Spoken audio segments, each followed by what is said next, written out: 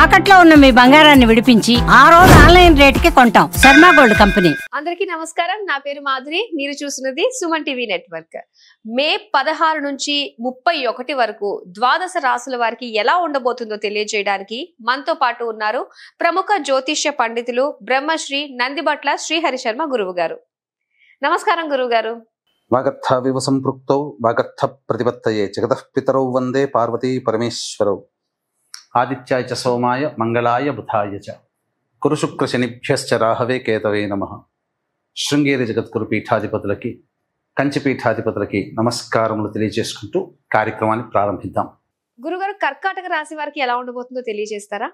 ఇక 12 రాశులలో జన్మించినటువంటి వారికి మే 16వ తారీఖు నుంచి 31వ తారీఖు వరకు ఏ విధంగా ఉండబోతుందో తెలుసుకునే ముందు గ్రహ సంచారం తెలుసుకుందాం. వీక్షించేటువంటి ప్రేక్షకులకి ఒక సూచన. గురువు మారాడు, అలాగే 18వ తారీఖు నుంచి రాహువు కేతువు కూడా మారబోతున్నారు. అంటే ఉన్నటువంటి నవగ్రహాలలో ప్రధానమైనటువంటి గ్రహాలు మారబోతున్నాయి. కాబట్టి ఆల్రెడీ ప్రేక్షకుల్లో వివిధ రాశుల్లో జన్మించినటువంటి వారికి చాలా మౌలికమైనటువంటి మార్పులు ఏప్రిల్ నెల నుంచే ప్రారంభమయ్యాయి. కాబట్టి భవిష్యత్తు ఎలా ఉండబోతుంది, ముఖ్యంగా ఈ మే నెలలో 16 నుంచి 31వ తారీఖు వరకు ఎలా ఉండబోతుంది అనేటువంటి విషయాన్ని తెలుసుకునే ముందు గ్రహ సంచారం తెలుసుకుందాం. మేషంలో బుధుడు, అలాగే వృషభంలో రవి, మిథునంలో గురువు, కర్కాటకంలో కుజుడు, అలాగే 18వ తారీఖు నుంచి కేతువు సింహంలో, రాహువు కుంభంలో. ఇక చూసుకున్నట్లయితే వెరసి ప్రధానంగా 3 గ్రహాల కలయిక మీనరాశిలో, శుక్రుడు శని రాహు యొక్క కలయిక. ఇది ప్రధానంగా గమనించదగినటువంటి విషయం. మే 16వ తారీఖు నుంచి 31వ తారీఖు వరకు కర్కాటక రాశిలో జన్మించినటువంటి వారికి ఏ విధంగా ఉండబోతుందో తెలుసుకునే ప్రయత్నం చేద్దాం. వీక్షించేటువంటి ప్రేక్షకులు గమనించాల్సినటువంటిది 16 నుంచి 31వ తారీఖు వరకు కాలసర్పదోషము అనేటువంటిది ఉన్నది. ఈ కాలసర్పదోషం వల్ల రాహుకేతుల మధ్యలో అన్ని గ్రహాలు బంధింపబడతాయి. కాబట్టి జాతకం ఎంత గొప్పగా ఉన్నప్పటికీ కూడా వర్తమాన కాలంలో సంచార గ్రహ ప్రభావము కాలసర్పదోషము చేత చాలా మటుకు సమస్యలు సామాన్యముగా ఫలితములు సామాన్యముగానే ఉంటాయి, అనుకున్నటువంటి విధంగా ఉండకపోవచ్చు. కాబట్టి ఏ మేర సంబంధించినటువంటి విషయాలు ఉంటాయనేటువంటి విషయాన్ని మనం క్షుణ్ణంగా పరిశీలింపజేసుకుందాం. ప్రధానంగా కర్కాటక రాశి వారికి రాశిలోనే కుజుని యొక్క సంచార ప్రభావం ప్రధానంగా మీ ఆలోచనలకి మరియు మీ ఆలోచించి చేసినటువంటి వాటికి ఇంప్లిమెంటేషను, మరియు మీ వృత్తి ఉద్యోగ వ్యాపారం, ముఖ్యంగా మీ యొక్క కీర్తి ప్రతిష్టలకు సంబంధించిన విషయాల్లో పైకి ఏదో గొప్పగా ఉన్నప్పటికీ కూడా రాశిలోనే నీచ స్థితి పొందినటువంటి కుజగ్రహ ప్రభావం చేత మీ వెనకాల గోతులు తవ్వేటువంటి వ్యక్తులు ఎక్కువగా ఉంటారు. మీ యొక్క పేరు ప్రతిష్టల్ని చూసి అసూయ పడేటువంటి వ్యక్తుల యొక్క ప్రభావం ఎక్కువగా ఉంటుంది. అన్నిటికంటే నెగటివ్ ఫోర్స్ ఎక్కువగా మీకు ఉండబోతుందని చెప్పవచ్చు. ఇక 12వ ఇంట గురువు చాలా మటుకు సేఫ్ సైడ్లో ఉంటారని చెప్పొచ్చు. ఏ ఖర్చు అయినప్పటికీ కూడా అది సద్వ్యయమే, భవిష్యత్తులో అది మళ్ళీ మీకు రిటర్న్ వస్తుంది. కాబట్టి ఖర్చుల విషయంలో ఆందోళన పడాల్సినటువంటి అవసరం లేదు. కాకపోతే అనుకున్నటువంటి పనులలో కాస్త ఆలస్యం అవుతుంది గురుగ్రహ ప్రభావం వల్ల, అంతే తప్ప అన్ని విధాలుగా శాంతముగానే ఉంటుంది. ఇక 2వ స్థానంలో కేతు యొక్క ప్రభావము వెరసి మీ యొక్క వాక్కుని అదుపులో ఉంచుకోవడం, రాశిలో కుజులు స్తంభించి ఉండడం, 2వ ఇంట కేతువు, సప్తమంలో రాహువు, ఈ అష్టమంలో రాహువు. ఈ గ్రహ ప్రభావం చేత కార్య అనుకూలత అంతగా ఉండదు. చేపట్టినటువంటి పనులలో ఆటంకాలు ఎక్కువగా ఉంటాయి. వృత్తి వ్యాపారాల్లో నష్టములు ఉంటాయి. ఉద్యోగస్తులు జాగ్రత్తలు పాటించండి, మీకు నష్టం జరిగే అవకాశం ఉంటుంది అని ఈ యొక్క గ్రహ ప్రభావాలు మనకు తెలియజేస్తున్నాయి. ఇక భాగ్యస్థానంలో శుక్రుడు శని రాహువు, 18వ తారీఖు వరకు రాహువు. శుక్రుడు శని యొక్క ప్రభావము 16 నుంచి 31 మధ్య కాలంలో కనుక చూసుకున్నట్లయితే ప్రధానంగా విదేశీయానము, విదేశీ విద్యకు సంబంధించే ప్రయత్నాలన్నీ కూడా కొలిక్కి వస్తాయి. అలాగే మీ ఆస్తి వివాదాల సంబంధించిన విషయాల్లో మీది పైచేయి సాధించే అవకాశాలు ఎక్కువగా గోచరమవుతున్నాయని చెప్పవచ్చు. అన్ని విధాలుగా ఆనందదాయకమైనటువంటి పరిస్థితులు మీకు కలుగుతాయి. ఇక 10వ స్థానంలో బుధుని యొక్క సంచారము, ఇది చాలా విశేషమైనట్టు యోగప్రదముగా చెప్పవచ్చు.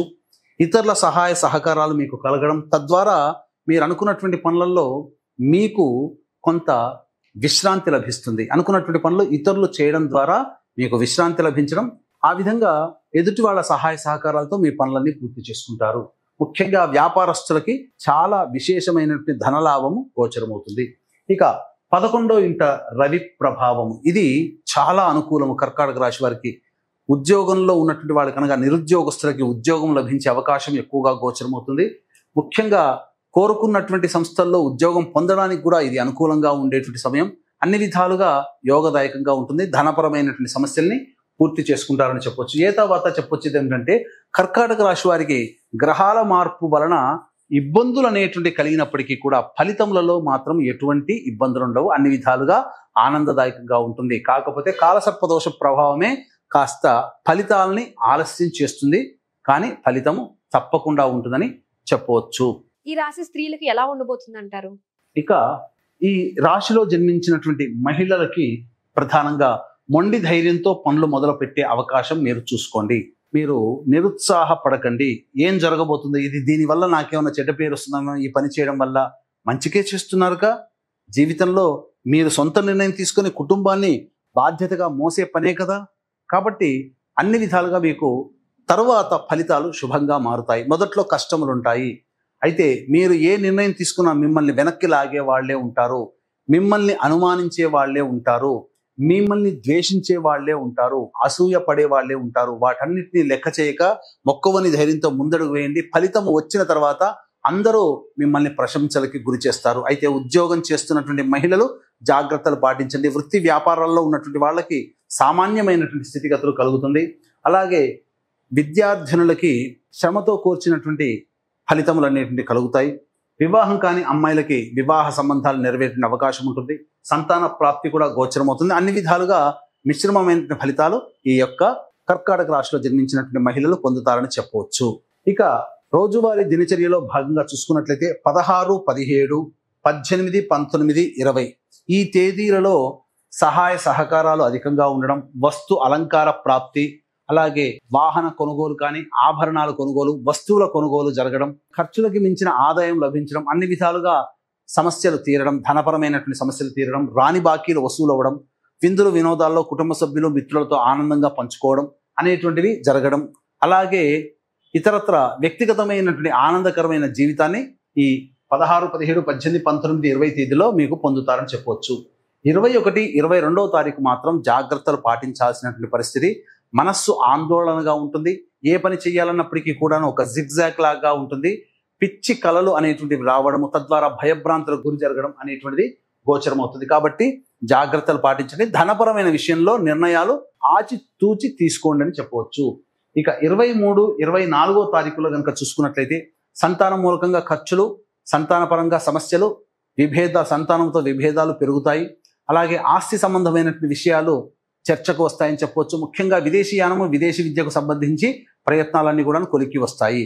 ఇక వీక్షించేటువంటి ప్రేక్షకులకి గమనిక, మే 16 నుంచి 31వ తారీఖు వరకు నవగ్రహాల్లో రాహుకేతుల మధ్య మిగతా సప్తగ్రహాలు బంధింపబడి కాలసర్ప దోషాన్ని కలగజేస్తున్నాయి. కాబట్టి ఎంతమంది ఎంత గొప్పగా ప్రయత్నం చేసినా ఆశించిన మేర ఫలితాలు అంత తొందరగా పొందలేకపోతారు. కావున దీన్ని దృష్టిలో పెట్టుకుని సంపూర్ణముగా నవగ్రహ శాంతి, అన్ని రాశులలో జన్మించినటువంటి వారికి నవగ్రహ శాంతి మరియు సర్వదోష నివారణ పూజలు, హోమాలు అనేటువంటివి మీ యొక్క గోత్రనామాలతో జరిపించి శక్తిపాతము చేయబడినటువంటి శంకరుంగలి మాలని మీకు అందించడం జరుగుతుంది. దీన్ని ధరించడం ద్వారా నెగటివ్ ఎనర్జీ పోతుంది, పాజిటివ్ ఎనర్జీ వస్తుంది.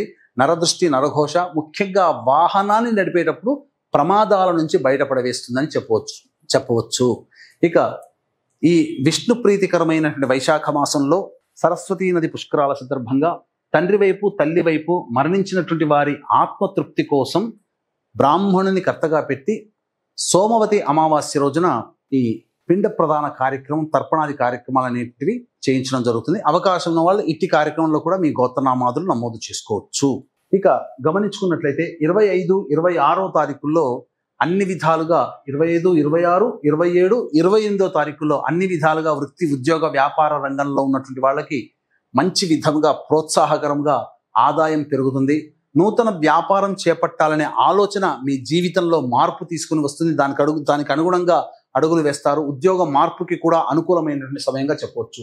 ఇక 29, 30 ఈ తేదీల్లో కనుక చూసుకున్నట్లయితే ఖర్చులు అధికంగా ఉంటాయి. వృత్తిపరంగా కాకుండా ఆధ్యాత్మిక పరమైనటువంటి ఖర్చులు, ఆధ్యాత్మిక యాత్రలు చేయాల్సినటువంటి పరిస్థితి గోచరమవుతుంది. ముఖ్యంగా దేవాలయ సందర్శనం మీకు జరుగుతుంది.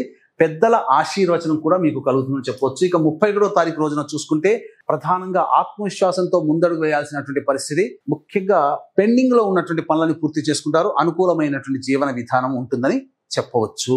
ఇక గమనించుకున్నట్లయితే తర్వాత అన్ని విధాలుగా ఈ సంబంధించినటువంటి రాశులలో జన్మించినటువంటి వారికి కాలసర్పదోష ప్రభావం సామాన్యమైనటువంటి ఫలితాలని పొందుతారు. వీరు ఎలాంటి పరిహారాలు చేసుకుంటే అంత మంచి జరుగుతుంది అంటారు? ఈ యొక్క కర్కాటక రాశిలో జన్మించినటువంటి వారికి సమస్యల పరిష్కారం కోసం ప్రతిరోజు సుబ్రహ్మణ్య భుజంగ స్తోత్ర పారాయణము, అలాగే కాలభైరవాష్టక పారాయణం రోజుకి 3 సార్లు పఠించండి. ఇప్పటివరకు చెప్పినటువంటి వాటికంటే కూడా విభిన్నంగా మీ యొక్క జీవితంలో సంఘటనలు జరుగుతున్నట్టయితే మీ యొక్క జన్మ జాతకంలో నడుస్తున్నటువంటి గ్రహ దశాంతర దశల యొక్క ప్రభావాలు కావున దగ్గరలోని మంచి ఉపాసనా పరులైనటువంటి జ్యోతిష్యులను సంప్రదించి వారి సలహాలు సూచనలు కనుక పాటించినట్లయితే మరింత మెరుగైనటువంటి జీవితాన్ని పొందుతారని తెలియజేయవచ్చు. అలాగే ఈ కాలసర్పదోష ప్రభావం వలన మే 31వ తారీఖు వరకు కూడా ఎవరికి కూడా అనుకూలమైన ఫలితాలు కలగవు. కావున ఆ రోజున నవగ్రహాలకి సంపూర్ణమైనటువంటి శాంతి, అలాగే సర్వదోష నివారణ పూజలు, హోమాలు జరిపించి శక్తిపాతము చేయబడినటువంటి శంకరుంగలి మాలని మీకు ఇవ్వడం జరుగుతుంది. మరియు సరస్వతీ నది పుష్కరాల సందర్భంగా తండ్రి వైపు తల్లి వైపు మరణించిన వారి ఆత్మతృప్తి కోసం బ్రాహ్మణుని కర్తగా పెట్టి పిండ ప్రదానం, తర్పణాది కార్యక్రమాలు జరిపించి కూడా మీకు వీడియో అందించడం జరుగుతుందని చెప్పవచ్చు.